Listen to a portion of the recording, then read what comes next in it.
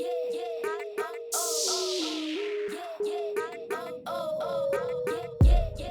right, folks, you all saw the video a couple of days ago. I ended up buying the Hoka Oni Oni Rincon.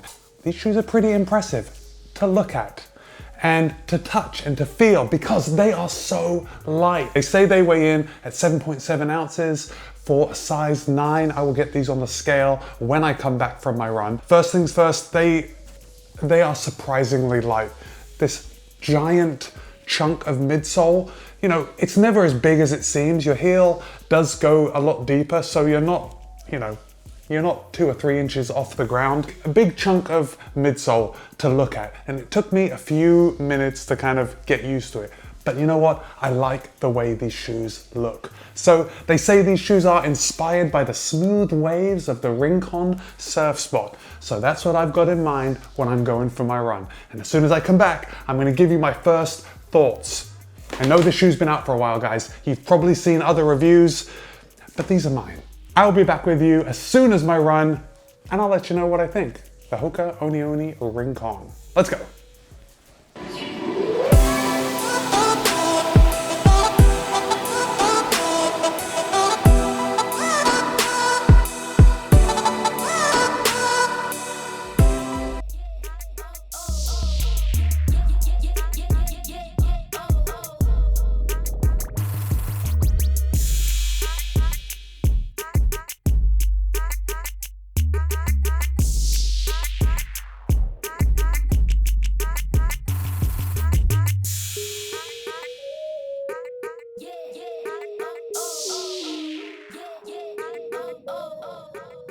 All right, guys, a great run in the Hoka Oni Oni Rincon, my first run. Okay, this run was a shorty, 5.1 miles or 8.2 kilometers at an average pace of 8:08 a mile or 5:03 a kilometer.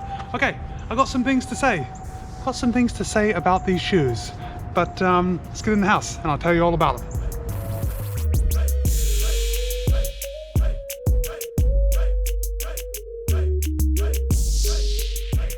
All right, guys, 32 millimeters in the heel, 27 millimeters in the forefoot, meaning this shoe has a 5 millimeter drop. Gotta be honest with you, I have run twice before I am giving you my initial reviews because you first saw me finishing my 5-mile run and I just today came back from a 3-mile run. I wish I hadn't have chosen to test shoes in the week coming up to a marathon because I'm really not running very much. So I have only run 8 miles in these shoes, but that's still enough to give you a first impression. This was my first pair of Hokas and I was surprised because look at this, it's huge, right? You think it's gonna be such a plush ride and it's not. It is balanced. I think they say it's balanced. If we've got plush on one end of the spectrum and responsive on the other end of the spectrum, I'd say this leans a little more towards responsive. It's not plush, and I was surprised by how firm the ride was, and I really liked it. And I think that is why this shoe has been so popular, because it gets up and goes. The 2 runs that I ran in this shoe were easy, right? Because I'm on the taper phase, right? And I'm winding down, but I did throw in some strides just to pick up the pace. And what I found was the shoe was super comfortable when I was running easy, but it is light and it does lend itself to a little faster running. And I found that when I picked up the pace on those strides, the shoe kind of disappeared. You really didn't notice it and it felt really smooth. Hoka does say that it has a slight meta rocker in the front, and I can't say that I noticed it, but because I read about it, I kind of did feel the shoe pushing me forward. So it kind of rocks forward onto your forefoot. So that's where I would hit right there. And it felt like, you know, I'm a heel striker. It felt like I was hitting on my forefoot a little more with these shoes. Let's talk about the upper. The upper is a single layer mesh. If you can see, it's a single layer mesh. It's very thin. It's very thin, so I don't know how it's gonna hold up. Subscribe to this channel because I will do a 100-mile review on these shoes.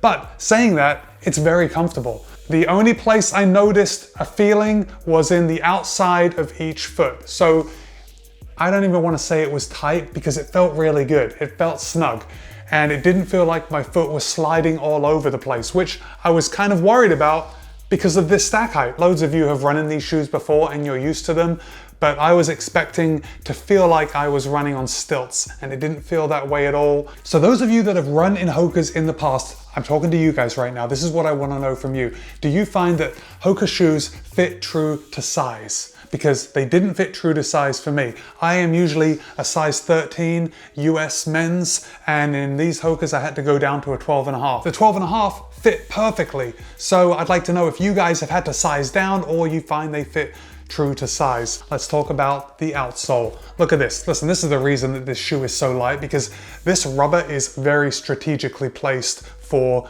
your foot placement when you actually hit the ground. So, you know, only 8 miles, I don't see any wear, you know, maybe a little on the outside of my heel. I am a heel striker, but yeah, really nothing to write home about. The real test will come in a couple of weeks when I get up to 100 miles, and we'll see how resilient that rubber actually is. We've got a lot of exposed midsole around here, so as soon as we wear down that rubber, we're going to be running on the midsole, and that's going to wear down pretty quick. We have this giant pull tab in the back. I guess Hoka, probably known for that. Pretty handy though. Pretty handy when you're trying to put your shoes on. You can just get a whole finger under there and yank them up and get them on. Now, while I did say that these shoes were super comfortable, I just want to show you my lacing pattern. You see how tight together the laces are? There isn't much space in between. That is a lot closer together than I usually lace my shoes, which could mean that the shoes are a little wide.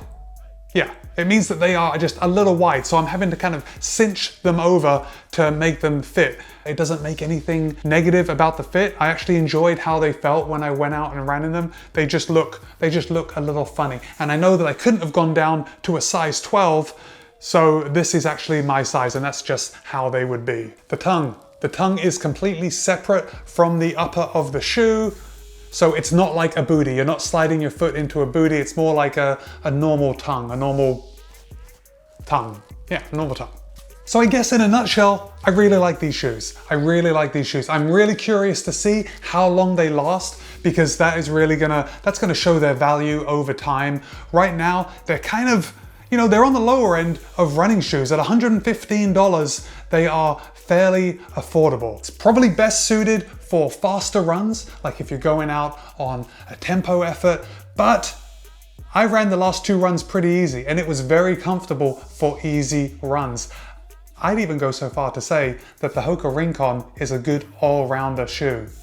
It's very comfortable, it's super light, it kind of promotes striking the forefoot, so it's gonna help your running form, and yeah, it feels really good. The upper was comfortable. Jeez, I wish I had something negative to say about it. It looks a little funny, maybe. Nah, it's grown on me. I actually like how big this chunk of midsole is. Anyway, guys, thanks. That's all I got for you today. Be kind, be happy, run well. New videos every week. I'll see you next time.